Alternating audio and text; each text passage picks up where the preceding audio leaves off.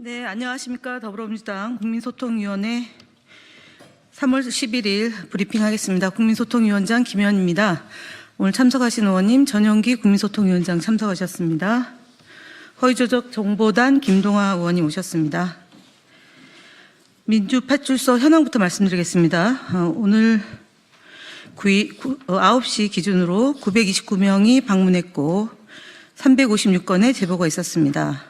네이버가 26.40%로 제일 높은 수치를 기록했고 유튜브는 24.16%, SNS는 10.11%, 커뮤니티는 7.58%로 제보됐습니다. 어저께 저희가 헌법재판소를 대상으로 매크로를 이용한 조직적인 여론 조작 공격과 관련해서 발표를 했습니다. 경과와 민주파출소의 조치를 먼저 말씀드리겠습니다. 우선 매크로를 최초로 유포한 인물은 과거에도 입법 반대 매크로를 제작 유포했던 커뮤니티 회원으로 본인의 기술을 이용해 반복적으로 조직적인 여론 조작을 시도한 것으로 보입니다. 특히 해당 인물은 헌법재판소를 대상으로 여론 조작 공격이 언론을 통해 보도되자 3월 10일 오후 자신이 게시한 약 500여 개의 글을 모두 삭제한 것으로 보입니다. 그러나 민주파출소는 이미 해당 게시글을 아카이빙해 보관 중이며 최초 유포자의 게시글과 이를 재유포한 글들을 체증하는 작업을 진행하고 있습니다. 이거 하고 헌법재판소 관련해서 김동아 의원이 얘기하고 6건 고발도 김동아 의원이 하고 그리고 거짓말 시리즈 하겠습니다. 거짓말인 줄 알고. 네, 헌법재판소 관련된 주요 제보 내용 보고드리겠습니다. 헌법재판소 관계자들을 대상으로 한 살해 협박글이 온라인상에 유포되고 있다는 정황이 계속 제보되고 있습니다.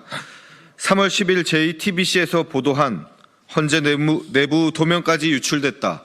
100m 이내 진공 상태 선포라는 기사에 가결시키면 헌재 안에 있는 거 다 죽이고 내 목도 따라갈 거야 등의 살해 협박성 댓글이 게시되었습니다. 뿐만 아니라 같은 기사 내에 내란 선동꾼, 폭동자들은 강력하게 처벌해야 한다는 댓글에 대해 입에 담기 어려운 수준의 폭력적인 리트윗 댓글이 달렸습니다. 이런 협박성 발언들은 단순한 위협을 넘어 실제 범죄로 이어질 가능성이 높아 보입니다. 한편 서부지법 폭동 관련 허위사실 유포 역시 지속되고 있습니다. 서부지법 폭동을 옹호하는 글들이 지속적으로 퍼지고 있다는 정황도 제보되었습니다. 일부 커뮤니티에서는 사촌이 서부지법 시위에 가지도 않았는데 근처에 있다가 잡혀갔다. 이유 없이 독방에 감금되고 계속 이재명 영상을 강제로 시청하게 한다는 등 근거 없는 허위 주장이 퍼지고 있습니다. 또한 카카오톡 오픈 채팅방을 통해 서부지법 폭동 가담자 64명을 애국투사로 칭하며 나라를 위해 투옥된 애국자님들께 기부를 통해 결집된 단결력을 보여주는 것이 국력이다 라는 등의 명목으로 모금운동을 진행하고 있다는 제보까지 받았습니다. 이는 대한민국의 민주주의를 부정하고 헌정질서를 훼손하려 했던 폭동 가담자들을 미화하는 행위로 판단됩니다.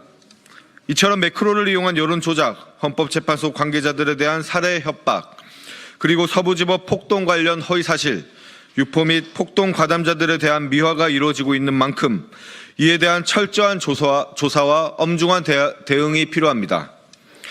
다음으로 주요 대응 현황 보고드립니다.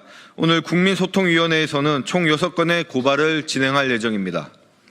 첫 번째로 유튜브 채널 강신업TV 운영자 강신업이 당시 국회가 봉쇄되지 않았음에도 불구하고 이재명과 우원식이 일부러 담을 넘었다라는 허위사실을 방송하였습니다.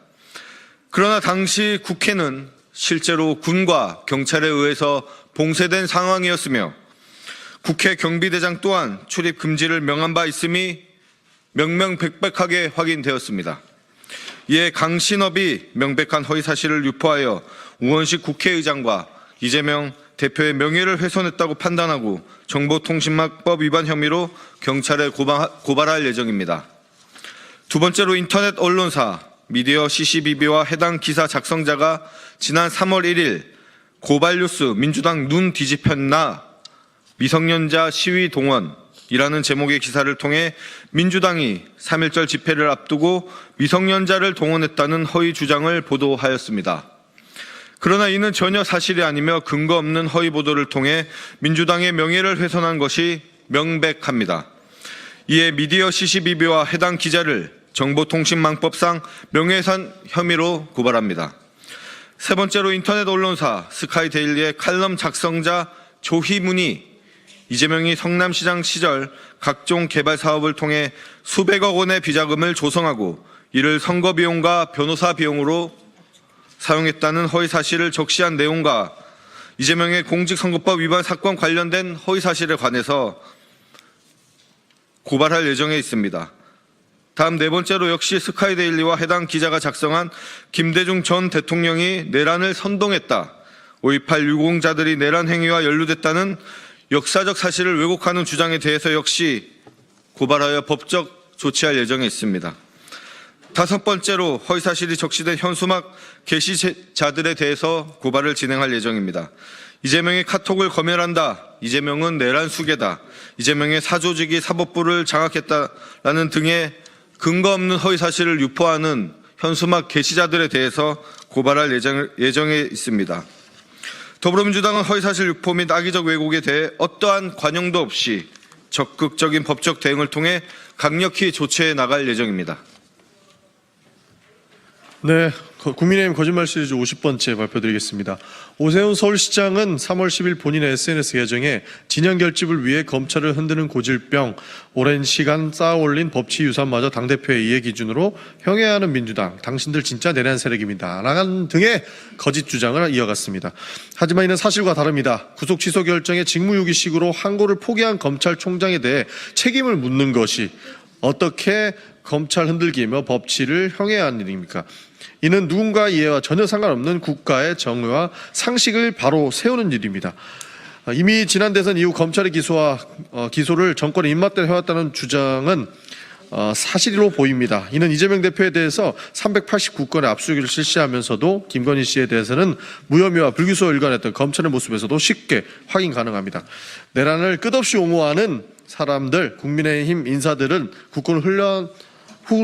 국권을 흔드는 내란 세력으로 보이기 때문에 자중하시기를 부탁드리겠습니다. 이상입니다.